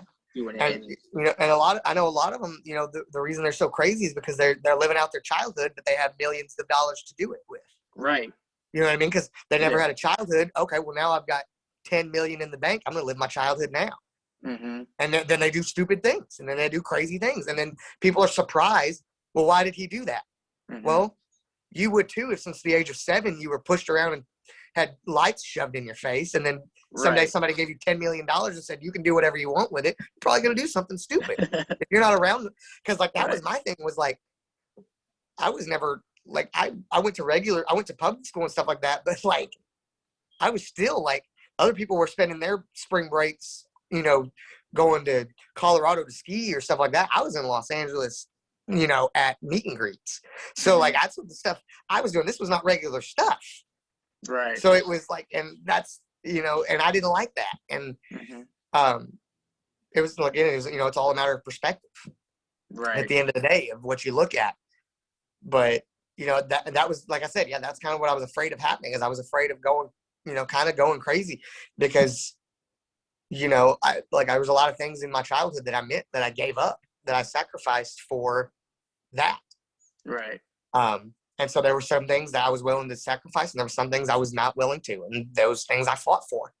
right, So that's how it is, and that's a lot of people say, well, it came back and bit you in the ass, but I don't agree because I don't think I'm the same person today if I do that back then. If I make the other call, if I make the other decision. right.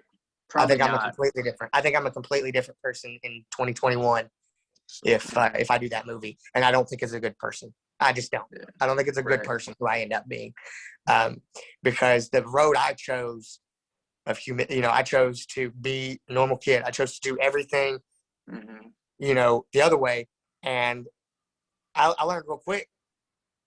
Some people think you're special, but not everybody does, and some people don't give a damn. And right. so I found out real quick. So sorry, hold on, somebody's calling. There we go. You're good. So, so I had to learn real quick, so I was able to appreciate, oh, those like things you were doing that you were complaining about. Yeah, those are actually like pretty good, Right, but because after I had some life experience, I was able to say, oh, yeah, though that I'd rather have this one. And so, then you start fighting for that one. yeah, So that's, like I said, like I don't regret making that decision. And like I said, my mindset was if I can do it at 13, 14 years old, I can do it 18, 19, whatever it is. right, And also, it let me fall in love with it rather than being forced to do it. mm-hmm, Because there was a long time I treated it like a chore. Like I don't tell people this much, and I don't know why, because it's funny. But I faked the flu to try to get out of my Blindside audition, and my parents made me audition anyway. really, Like what a career what a career I'd have had had that happen. right, You know what I mean? So, and my parents made me do it. There was a lot of, I did so many auditions, but I looked at them as chores because they were always forced on me. And so stopping mm, it and not doing it and then letting it come to me naturally was way better, because then it actually makes I like doing it because I like doing it, not because you told me to do right. it. So as an adult, that's how I look at it.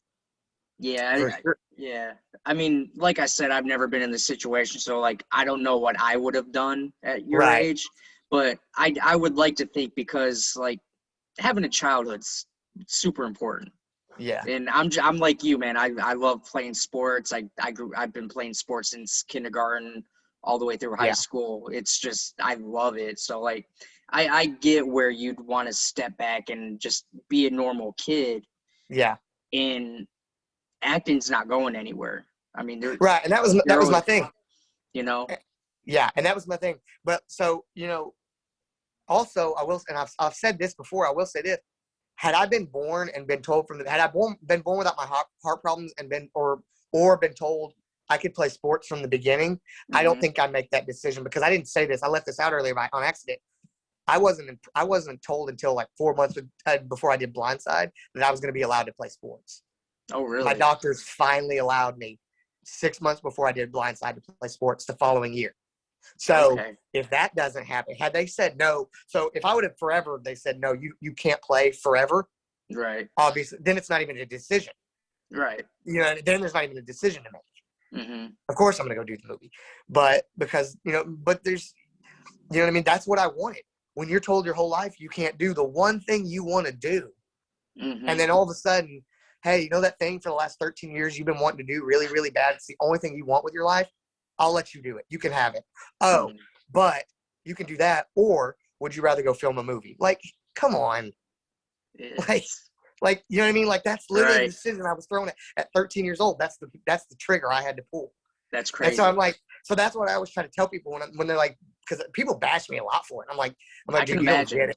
I'm like, you don't get it. It's like, this wasn't just something I just casually liked. This was my one love. The only thing I knew in the world was football. And after 13 years of begging doctors to let me, they finally were going to allow me.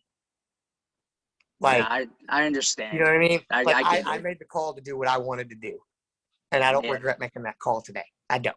Yeah, I'm happy with that decision. I wouldn't either if I was in your position, your shoes.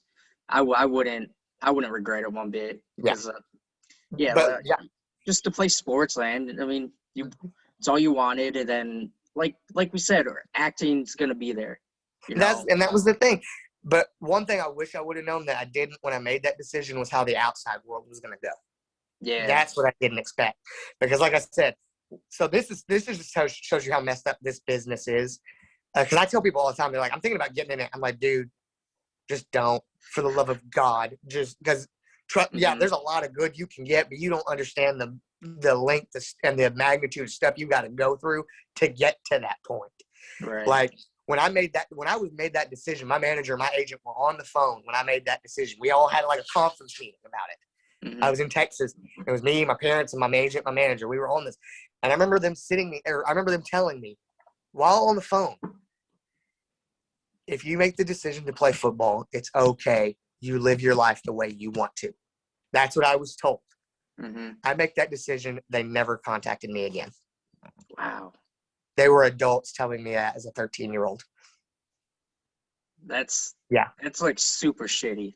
As a 13-year-old, I never got another birthday card. They quit submitting me for auditions. I had to cut them because they wouldn't get me auditions. They put me on the shelf and they said, "All right, next." That's even insane. though there's a Blindside poster that I signed sitting in their conference room. Really? To this day, probably? Probably still there. Probably. And if I ever go in that office again, I'm taking it. You should. But that's just how it is. I'll be your lookout. You know what I mean? Yeah, that's just. I'm gonna walk in. You got to go through I'll walk right in and be like, "This is mine. I'm taking this." Right.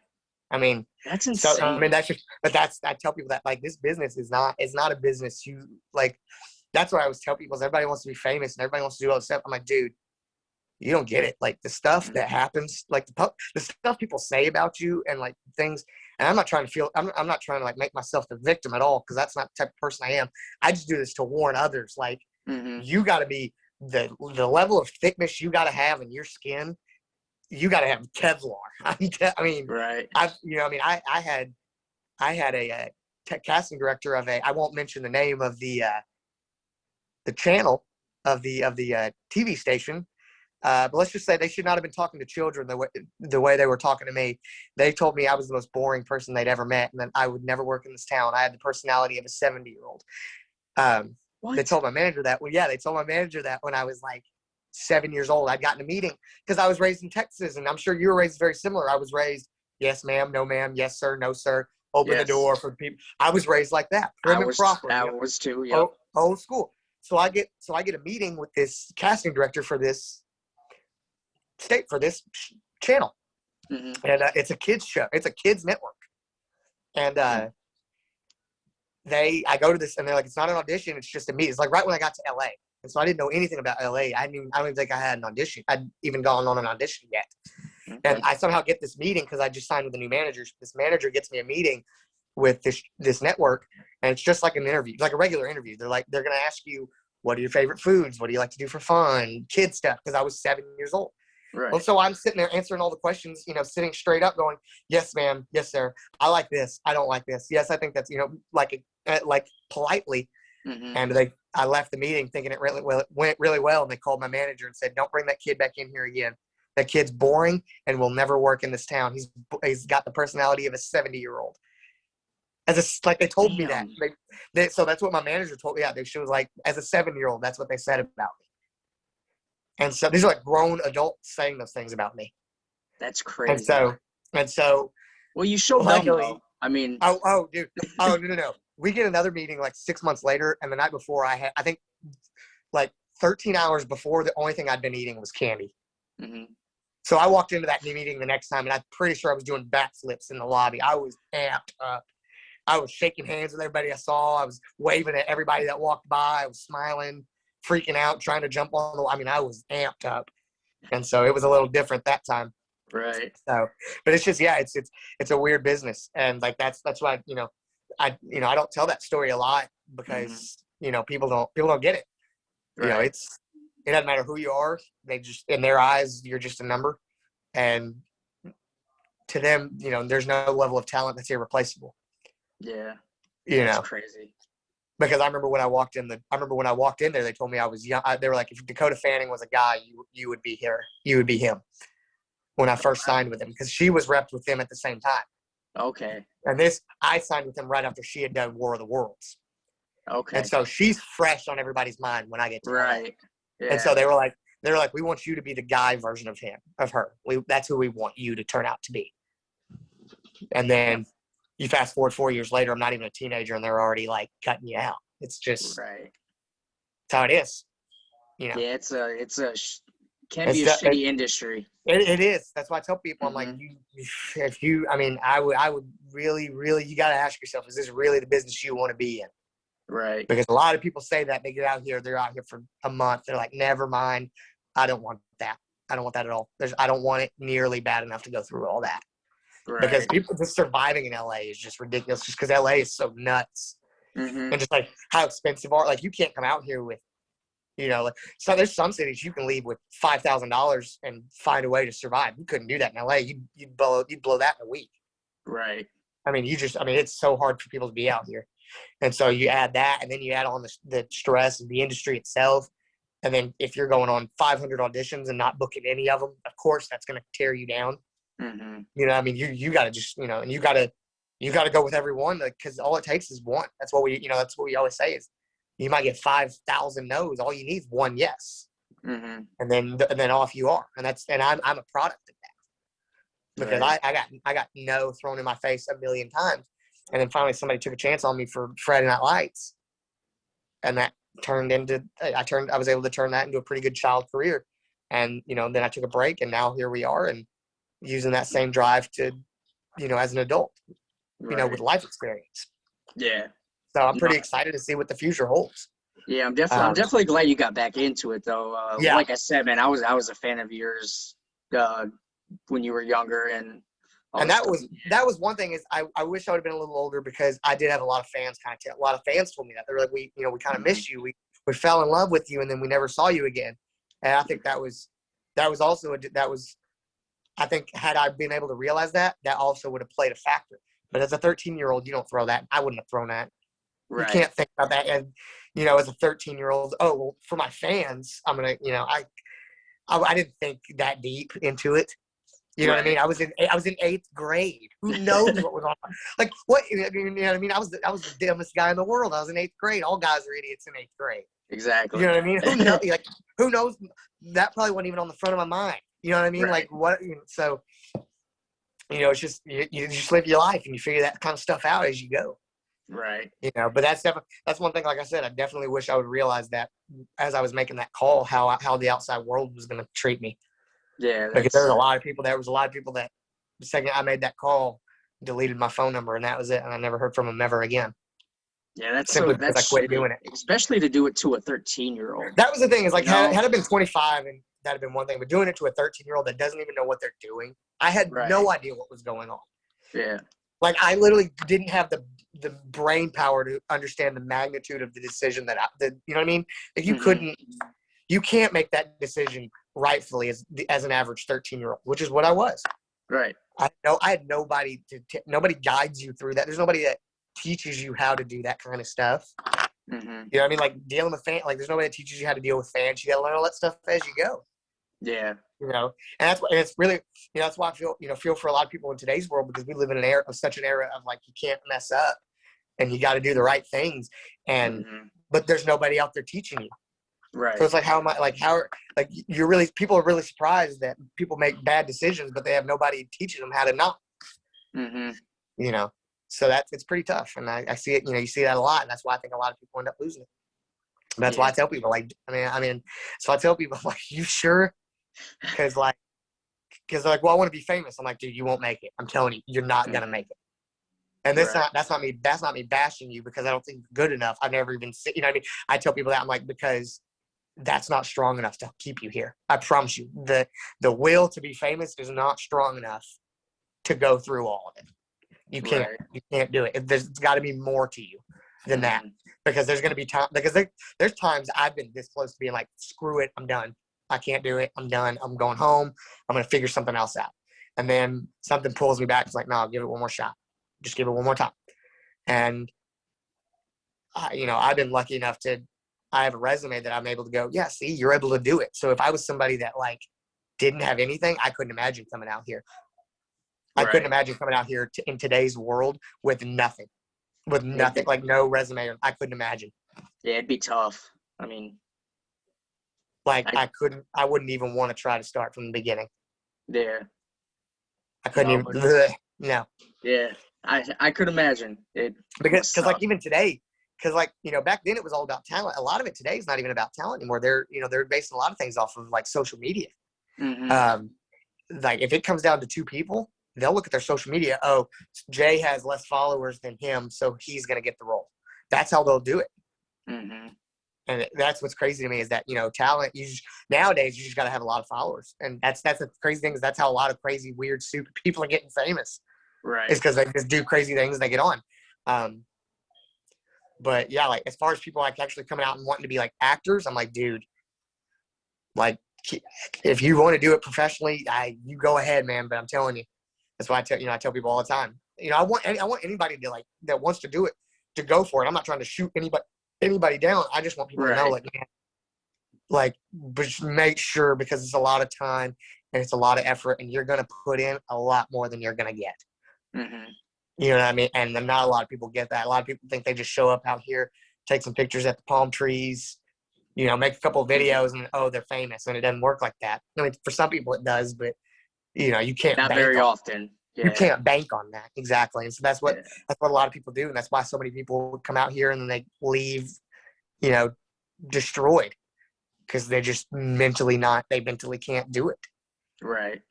So yeah, that's crazy. It's definitely it's a crazy business. Yeah. All right, man. I won't keep you much longer. For sure. No. You got any more projects you got coming up that you can talk about? I don't right now. Like I said, we're just getting back in the swing of things. Mm-hmm. But I think I'm gonna have something for you soon, though. All right. Definitely looking forward to it. But absolutely. No, I'm definitely on. We're definitely on it. Don't worry. All right. I'll definitely be keeping an eye out for that. Absolutely. Where can my followers find you at on social media? So you can find me on Instagram at official Jae Head, and TikTok's the same way. But Twitter's Jae Head official, because some psycho out there took official Jae Head, and so it's not all the same. So my Twitter's opposite. Okay. So, yeah. So that's it. That's where you can find me. All right, man. Jay, thanks again for talking to me tonight, coming on. It's been a pleasure to talk to you. Then maybe one day we can get a beer together. Hey, absolutely. I'm down. All right, man. Have a good night. All right, bro. Hey, you as well. Thank you. Bye.